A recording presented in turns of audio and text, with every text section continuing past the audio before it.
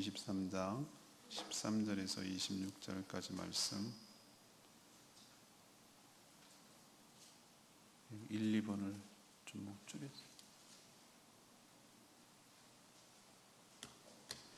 누가복음 23장 13절에서 26절까지 말씀 교독합니다. 오늘은 3월 29일 목요일 저녁입니다. 신약 성경 137쪽입니다. 빌라도가 대제사장들과 관리들과 백성을 불러 모으고 이르되 너희가 이 사람이 백성을 미혹하는 자라 하여 내게 끌고 왔도다. 보라, 내가 너희 앞에 신문하였으되 너희가 고발하는 일에 대하여 이 사람에게서 죄를 찾지 못하였고 헤롯이 또한 그렇게 하여 그를 우리에게 도로 보내었도다. 보라, 그가 행한 일에는 죽일 일이 없느니라. 그러므로 때려서 놓겠노라. 우리가 일제히 소리질러 이르되 이 사람을 없이 하고 바라바를 우리에게 놓아주소서 하니 이 바라바는 성중에 일어난 밀란과 살인으로 말미암아 오해가 친 자라라. 빌라도가 예수를 놓고자 하여 다시 그들에게 말하되 그들이 소리질러 이르되 그를 십자가에 못 박게 하소서, 십자가에 못 박게 하소서 하는지라. 빌라도가 세 번째 말하되 이 사람이 무슨 악한 일을 하였느냐. 나는 그에게서 죽일 죄를 찾지 못하였나니 때려서 놓으리라 하니 그들이 큰 소리로 재촉하여 십자가에 못 박기를 구하니 그들의 소리가 이긴지라. 이에 빌라도가 그들이 구하는 대로 하기를 언도하고 그들이 요구하는 자 곧 밀란과 살인으로 말미암아 옥에 갇힌 자를 놓아주고 예수를 넘겨주어 그들의 뜻대로 하게 되니라. 그들이 예수를 끌고 갈 때에 시몬이라는 구레네 사람이 시골에서 오는 것을 붙들어 그에게 십자가를 지워 예수를 따르게 하더라. 아멘. 까지 읽겠습니다. 이 본문은 지난 화요일날 제주 CBS 방송 원고로 활용했던 본문이기도 합니다. 빌라도가 유대 종교 지도자들과 백성들을 불러 모으고 자신이 예수를 신문한 결과 죽일 만한 죄를 찾지 못했으니 때려서 놓겠다라고 말합니다. 하지만 우리는 일제히 소리를 질러서 십자가에 못 박으라고 외쳤고 결국 빌라도는 그들의 소리를 듣고 허락하고 맙니다. 빌라도는 예수님을 명절 특사로 석방하려고 했으나 무리들은 밀란과 살인을 저지른 바라바를 대신 석방하라고 외칩니다. 결국 사형을 언도하고 예수님을 십자가에 못 박도록 넘겨주는 그런 내용이 오늘 내용입니다. 우리는 이들을 통해서 어떤 교훈을 얻습니까? 첫 번째는 거짓과 잘못을 알면서도 불의와 타협하면 그 책임을 면하기 어렵다는 것이죠. 빌라도는 대제사장들, 관리들, 백성들, 예수님을 고발한 모든 사람들을 불러 모으고 그들이 미혹하는 자라고 고발한 예수를 신문한 결과 죽일 만한 죄를 찾지 못했다라고 세 번이나 말을 합니다. 또 자신이 갈릴리 왕 헤롯에게도 예수를 보냈으나 그도 역시 특별한 죄를 찾지 못해서 다시 도로 자기에게 보내왔다라고 덧붙입니다. 하지만 우리는 완강하게 이런 주장에 대해서 항의하고 계속해서 소요를 일으킬 만큼 시위를 하자 타협하기 시작합니다. 16절에 보면 때려서 놓겠노라, 놓아주겠노라. 이 정도면 분이 풀리겠냐 이거죠. 하지만 이마저도 통하지 않습니다. 사실은 이것도 불법이죠. 죄가 없다고 판단하면 때릴 이유가 없는 것이죠. 이번에 17절 없음이라고 표현했지만 다른 성경에는 6월절 명특사로 풀어주겠다라는 내용이 들어있습니다.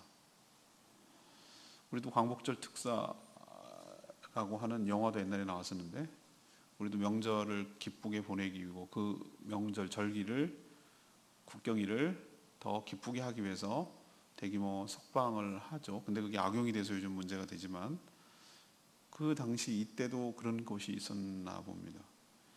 이런 식으로 모제선언을 세 차례 했지만 결국 군중들의 함성에 져서 예수 그리스도를 십자가 처형하는 데 언도하고 허락을 합니다. 사실 예수님을 십자가에 못 박게 한 자들은 빌라도보다는 유대 종교 지도자들과 그렇게 외쳤던 유대인들에게 더 큰 죄가 있죠. 하지만 우리는 교회에서, 모든 공교회에서 사도신경이라는 신앙 고백을 할 때 빌라도에게 고난을 받으사라고 명시를 합니다. 사실 빌라도는 손 하나 댄 적이 없어요. 로마 군인들이 그렇게 했고, 고발한 자는 유대 종교 지도자들과 관리들, 대제사장들, 백성들이죠. 그런데 그 위치가 법적인 책임을 지는 자리예요. 총독이 언도를 내리는 자이기 때문에 그래요.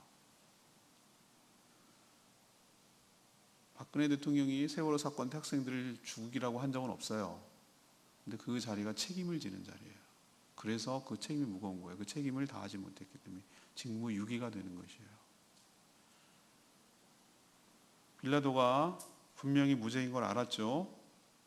그럼에도 불구하고 자기 평판, 그다음에 로마에 자기가 어떻게 보고가 될지 이런 것에 대한 두려움, 자기 명성 이런 것들을 지키기 위해서 분명히 아니라고 생각하면서도 불의와 타협하고 거기에 넘어갈 때 우리는 신앙고백, 사도신경에서 신앙고백 하듯이 아마 예수님 오시는 그날까지 예수를 죽인 법적인 책임은 빌라도에게 있다고 고백하게 될 것입니다. 우리도 그런 것이죠. 우리는 때로는 자신의 역할과 위치에 따라서 작건 크건 어떤 책임을 지는 자리가 있을 때가 있어요.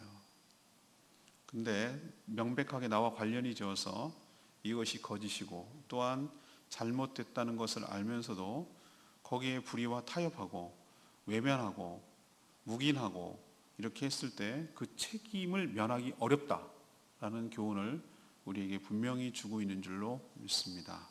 이것을 우리는 반면교사로 삼아서 책임 있는 자세로 살아야 될 줄로 믿습니다. 우리에게 하나님께서 자유의지를 주신 이유는 굉장히 우리를 존중한다는 의미도 있어요. 우리가 죄를 지을 것을 가능성까지 다 열어두고 우리가 스스로 선택하고 판단하도록 한 것은 우리에게 굉장히 존중하는 의미가 있지만 그것은 동시에 우리에게 무엇을 요구하냐면은 너의 선택과 판단에 따른 책임을 요구하는 것이에요. 핑계 대면 안 돼요.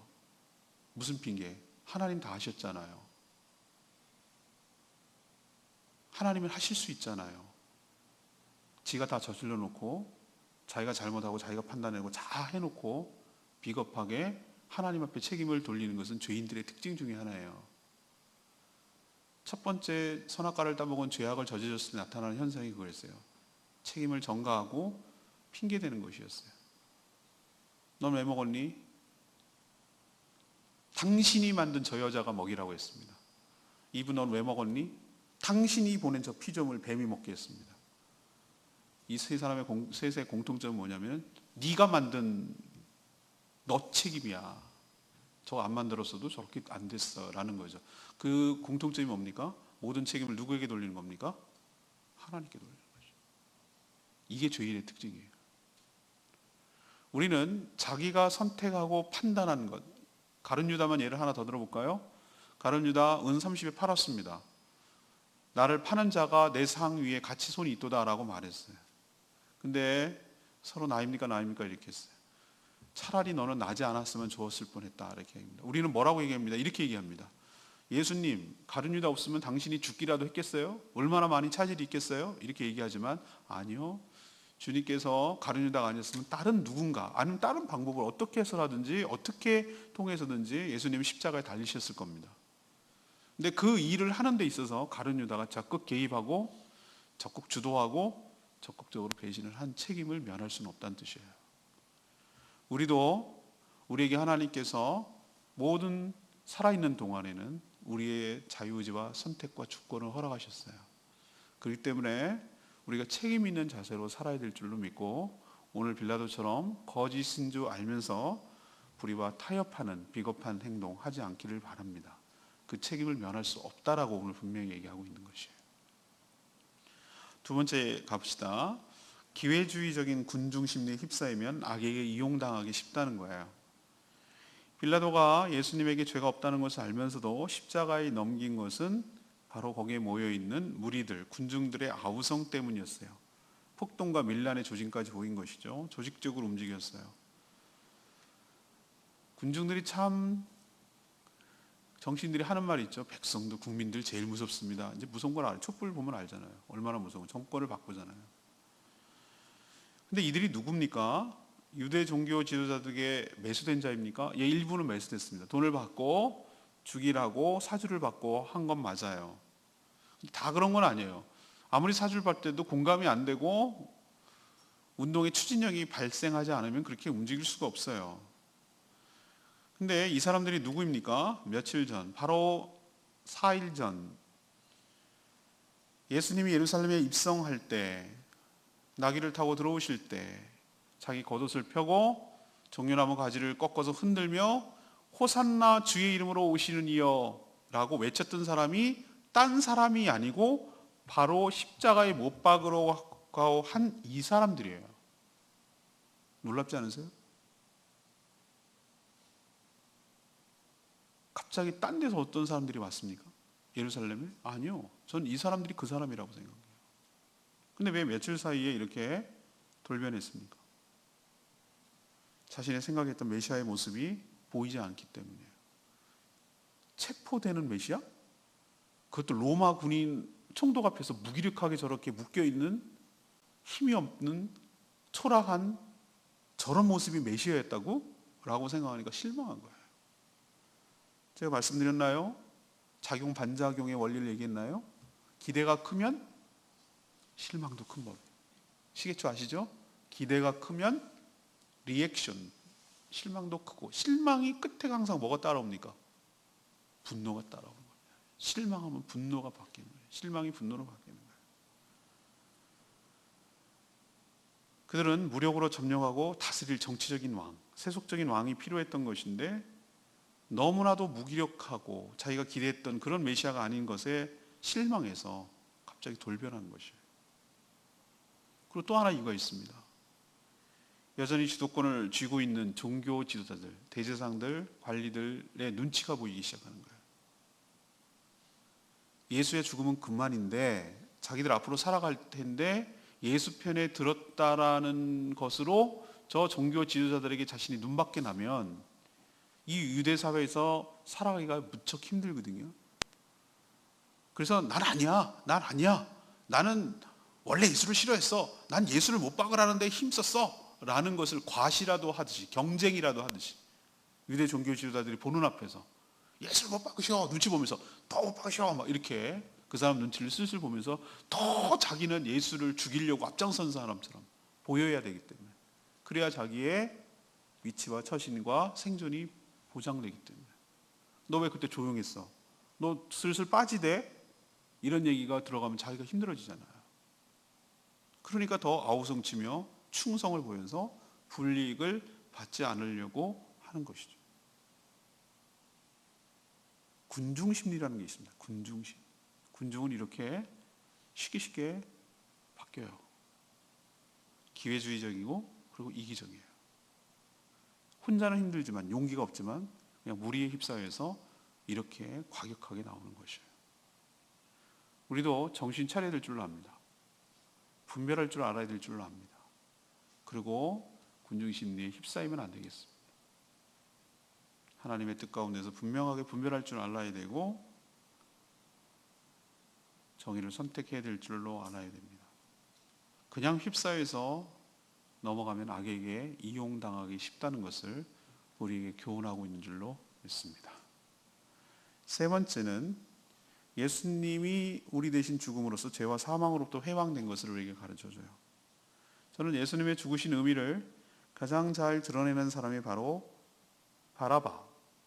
바라보라고요.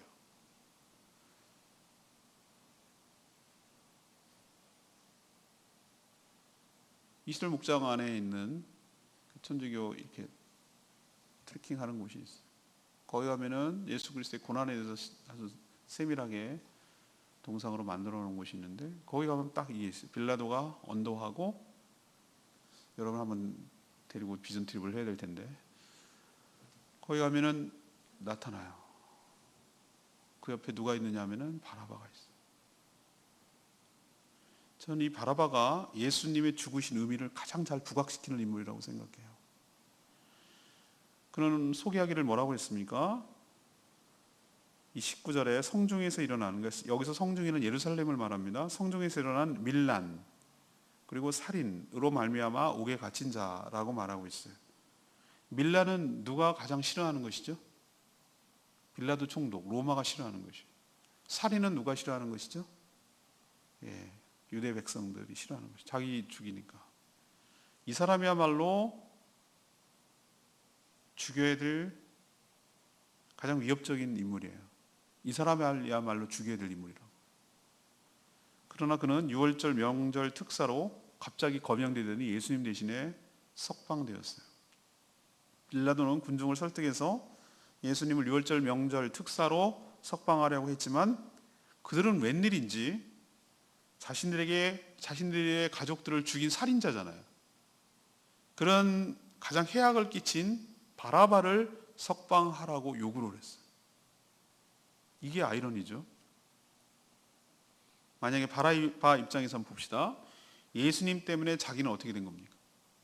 죽을 뻔했는데 죽지 않고 죄가 있는 게 명백한데도 죽지 않고 죽지 않을 뿐만 아니라 석방까지 된 것이죠. 골고다 언덕에 예수님이 처형될 때 갈보리 언덕에 십자가가 3개가 서 있었습니다. 우편 강도 왼편 강도라고 하고 있는데 가운데 강도는 바로 바라바 자리였어요. 그렇지 않겠습니까? 동시 처형하지. 우리도 사형을 집행할 때 동시하지 뭐 하나하나씩 합니까? 그 가운데 자리, 그 자리가 바라바가 달릴 자리였어요. 근데 바라바가 석방되고 대신 누가 달린 겁니까? 예수님이 그 자리에 달린 것이에요. 그건 바라바 자리였어요. 저는 이것이말로 예수 그리스도의 죽음이 대속의 죽음이라는 것을 가장 분명하고 뚜렷하게 보여주는 대목이라고 생각을 합니다. 예수님이 나는 죄인이에요. 바라바 같은 존재. 명백한 실증적으로 죄가 있어요. 난 밀란 안 저지른 살인 안 했는데 그런 거 말고 실질적인 죄를 져서 하나님 앞에 죽어 마땅한 죄인인데 내 대신에 예수님이 죽으셔서 3종 세트, 내가 죽음에서, 사탄에서, 죄에서, 그리고 그 죄에 따른 형벌에서 내가 해방되고 석방되고 자유롭게 된 줄로 믿습니다.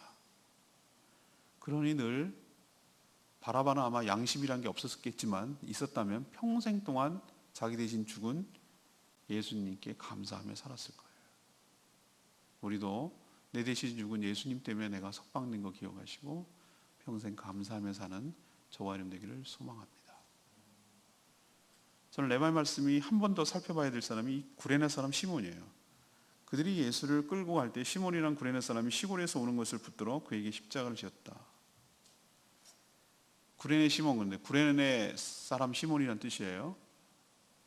저는 오늘 말씀에서 나온 인물 중 가장 황당하고 억울한 사람이 누굴까라고 생각하면 아마 구레네 시몬일 거예요. 시골에서 왔어요. 명절이라서 왔어요.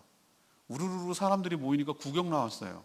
예수님이 십자가 지는 모습이 그때는 뭐 볼거리가 없으니까 그냥 길거리에 제가 바들로산가 그 예수님이 십자가 진 골고다 언덕으로 가는 그 과정들을 뭐 캐톨릭처럼 뭐 여긴 1처소 여기는 한 번 넘어진 자리입니다. 2번 넘어진 자리입니다. 뭐 이렇게 언덕을 올라가는 과정을 이스라엘 성지순례가 한번 보여줘요. 여기가 바로 구레네 시몬이 대신 십자가를 진 자리입니다. 뭐 이렇게 굉장히 좁아요. 우리가 좁아요 길이. 그래서 있으면은 뭐 그거 다 보일 수밖에 없어요. 그냥 거기 있기만 해도 그거 이렇게 막 웅성웅성거리는 걸 안 볼 수가 없어요. 명절에 갔기만 했어도. 그러니까 자기도 구경 나온 거예요. 뭐 엄청나게 뭐 예수님을 동정하거나 엄청나게 뭐 예수님을 비방하기 위해서 온 게 아니고 시골의 사람들 구경 나오듯이. 4.3이 촉발된 것이 47년도 3.1절 운동 때 3.1 운동 기념식 때 관덕정 앞에서 퍼레이드를 하던 사람이 있었는데 애가 기마 경찰에 쳐요. 애가 막 자지러지고 아파하고 그러니까 사과하지 않는다고 사람들이 분노하고 돌을 던졌는데 돌을 던지니까 말이 놀라서 뛰쳐나가고 달리기 시작하고 경찰서 안으로 뛰쳐 들어가던 것이 경찰서 앞에서 경비를 쓰던 경찰이 밀란 폭동이 일어난 줄 알고 실탄으로 사격을 해요. 근데 어이없게도 뭐 밀란을 일으킨 사람도 아니고 그냥 그날 구경 나온 사람이 6명이 어이없이 죽어요. 이게 4.3 사건의 촉발제가 돼요. 그게 1년 전 얘기예요. 48년도 4월 3일 날 일어났으니까 이번에 70주년인데 그 1년 전 3.1운동 때 바로 그런 일이 벌어진 거예요. 구경 나와서 어이없이 죽은 거예요. 이 사람이 아마 그랬을 거예요. 그럼 명절에 구경을 딱 엎떨결에 예수님께 붙들려서 예수님이 져야 할 십자가를 대신 진 거예요. 이렇게 억울할 때가 세상에 어디 있어요? 정말 지기 싫은 십자가 있고 내가 왜 억울했을 거예요. 그리고 되게 원망스럽고 왜 저 사람 저 죄져 갖고 내를 억울하게 자기 것도 왜 못 들게 이미 너무 많이 맞아서 예수님이 십자가를 지고 갈 수가 없을 정도였어요. 밤새 한 잠 안 재우고 때리고 신문하고 채찍질하고 겟세마네 기도해서 땀방울이 핏방울이 되도록 기도하신 분이 무슨 힘이 있겠어요? 이미 채찍에 맞아서 거반 죽은 상태예요. 몸도 못 가누는 상태니까 그랬는데 아마 구레네 시몬은 원망했을 거예요. 왜 내가 져야 되느냐고. 왜 저 사람은 못 지냐고. 여러 가지 많은 생각을 했을 거예요. 근데 어쩔 수 없으니까 대신 십자가를 졌네요. 근데 오늘 제가 표현을 보니까 예수의 뒤를 따라가느니라 그랬어요. 예수의 뒤를 따라가니라. 26절에 보이세요? 예수를 따르게 하더라. 강제로 진 십자가예요. 근데 예수님 뒤를 따라갔어요. 근데 말이죠. 여러분 뭘 아십니까? 이 사람이 나중에 엄청난 축복을 받아요. 저는 이것을 계기로 처음엔 억울하게 십자가를 졌는지 모르지만 이 사람은 이것을 계기로 믿음이 생긴 모양이에요. 예수를 믿게 된 거예요. 그래서 그의 아들들 초대교회 지도자가 됐어요. 그의 아내도 초대교회 유명한 사람이 됐어요. 그것이 마가복음 15장 21절, 로마서 16장 13절에 실명이 거론될 정도로 귀한 믿음의 가문을 이루었어요. 전 여기서 깨달을 수 있어요. 어떨 땐 지기 싫은 십자가가 있어요. 내가 왜 져야 되냐고.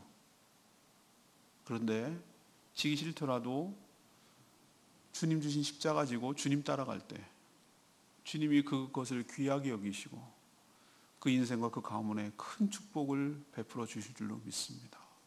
우리가 다 원하고 기뻐하고 그래서 이것을 감당하는 것이 아니라 때로는 정말 억울하고 싫고 답답하고 창피하고 부끄럽고 왜 내도 죄도 안 졌는데 내가 왜 이걸 져야 돼 이런 마음이 들 때가 있어도 주님이 나에게 맡겨준 십자가를 지고 주님의 뒤를 따라갈 때 그 십자가를 대신 질 때 주님이 남은 고난을 내 육신에 채울 때 그때 주님이 어여삐 여기시고 귀하게 여기시고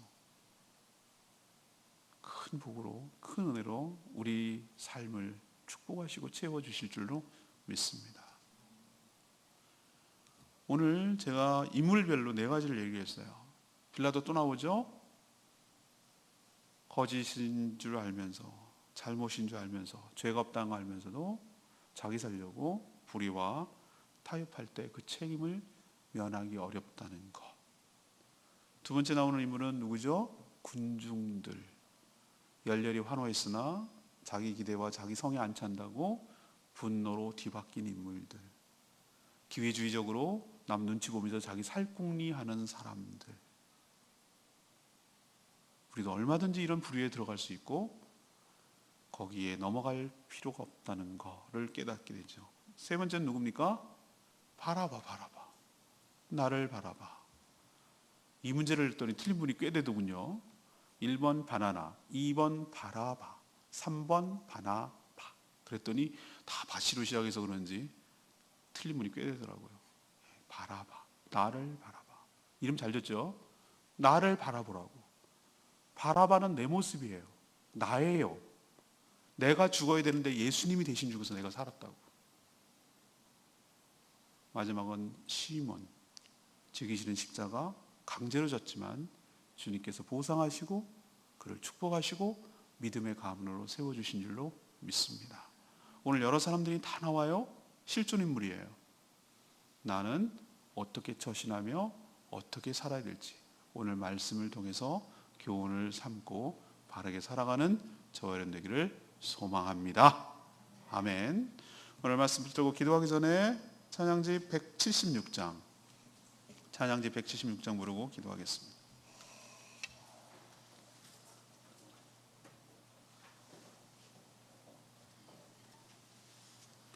찬양집 176장입니다. 모든 능력과 모든 권세 십자가 고통 당하사 버림받으시고 외면당하셨네. 누굴 위해서? 나를 위해서 죽으신 나의 주님을 우리도 고백하기를 원합니다.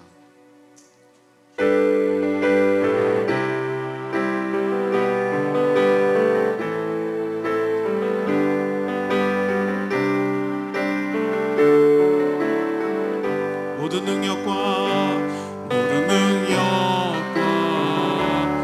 권세 모든 것 위에 뛰어나신 주님,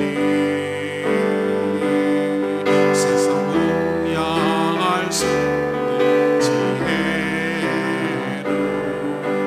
모든 만물 창조하셨네. 모든 나라와 모든 보사 이 세상 모든 경외로구나. 세상 모든 값진 복을 다 더욱 귀하신 나의 주님, 십자가 고통당해서 버림받고 외면당하셨네. 짓밟히어 잠있고처럼 나를 위해 죽으셨네. 나의 주 십자가 고통당해서 버림받고 외면당하셨네. 짓밟힌 잠있고처럼 나를 위해 죽으셨네. 나의 주 나를 위해서 죽으셨기 때문에 바라바 같은 내가 살게 된 줄로 믿습니다. 예수님 안 죽으셨으면 그 십자가 가운데 자리는 내 자리입니다. 하나님의 심판을 받아 죽어 마땅한 자리입니다. 그런데 예수님이 죽어서 내가 석방됐습니다. 죄가 없어서가 아니라 죄가 있습니다. 분명히 있습니다. 죽어 마땅한 죄인입니다. 이것이 바로 대속입니다. 예수님의 죽음이 무엇을 의미하는지 가장 뚜렷하게 보여주는 대목이 이 대목입니다.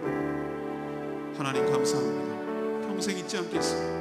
나를 살리기 위하여 그 모진 고통, 아무 죄가 없는 그분이 그 고통을 당하시고 그 하늘의 영광을 누리셨던 분이 인간의 몸으로 온 것만 해도 너무 대단하고 누추한데 자기가 맞는 피조물에게 어이없이 조롱당하며 죽는 그 모습을 볼 때 이건 나 때문이구나. 나 대신에 죽는, 내가 저렇게 죽어야 되는데, 내가 저렇게 모욕을 당하고 내가 저렇게 죽어갔어야 되는데 나 때문이구나. 이걸 생각하면은 여러분 정말로 감사하고 정말 몸둘 바를 모르고 내가 짓는 죄가 얼마나 무서운 건지를 깨닫게 되고 내가 짓는 것이 얼마나 무서운 죄야, 무서운 결과를 초래하는지를 깨닫게 되면 함부로 죄를 지을 수가 없어요. 주여, 저를 살려주신 하나님께 감사합니다.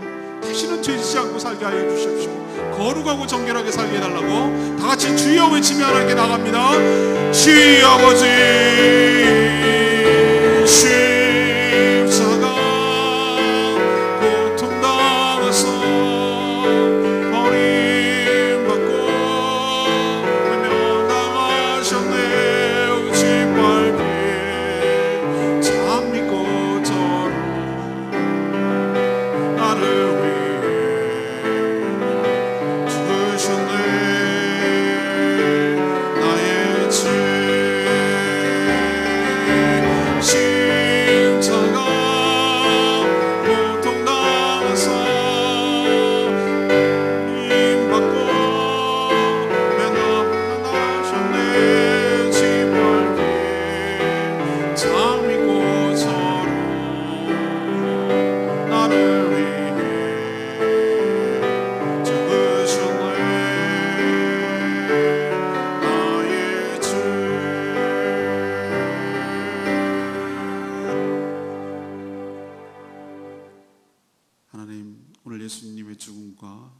둘러싼 주변에 있는 사람들을 보면서 참 우리의 모습을 봅니다. 우리의 모습이 들킨 것 같습니다.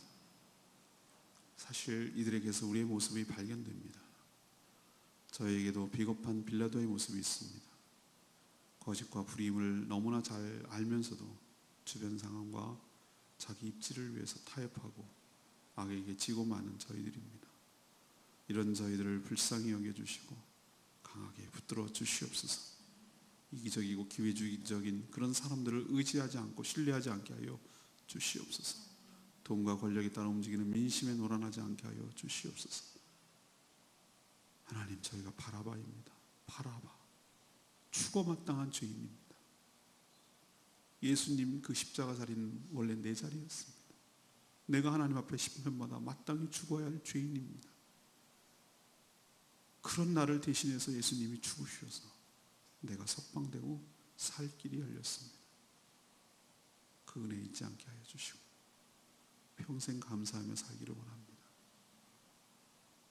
그리고 내 죄 때문에 예수님이 그 채찍에 맞고 십자가에 못 박혀 죽었다는 생각을 할 때, 내가 지금 무슨 짓을 했는지 깨달을 때, 죄 짓는 것이 얼마나 무섭고 죄 짓는 것이 얼마나 무서운 결과를 가져오는지 깨닫습니다. 내가 죄를 짓지 않았다면 예수님이 한 번 덜 채찍에 맞았을 것인데, 내가 죄 지음으로 예수님이 채찍에 맞으셨습니다. 내가 내일 지을 죄 때문에 예수님이 안 맞아도 될 채찍을 더 한 대 맞으셨습니다. 이렇게 생각한다면 우리의 죄 때문에 예수님이 고통받은 것을 생각할 때 너무너무 힘들고 괴롭습니다. 다시는 죄 짓지 않게 하여 주시옵시고 거룩하고 정결하게 살게 하여 주시옵시고 오늘 말씀을 통해서 내가 어떻게 처신하며 살아가야 될지 교훈을 얻게 하여 주시옵소서. 오늘도 새벽주의 기도회 할 때 주님께서 응답하여 주시옵시고 우리들의 간절한 기도를 들으시고 응답의 역사가 일어나게 하여 주시옵소서. 저희 교회가 기도가 뜨거워지고 더 깊어지고 기도가 더 넓어지는 기도하는 교회 되도록 축복하여 주시옵소서. 주님께 모든 것 맡겼고 예수 그리스도의 이름으로 축복하며 기도합니다. 아멘.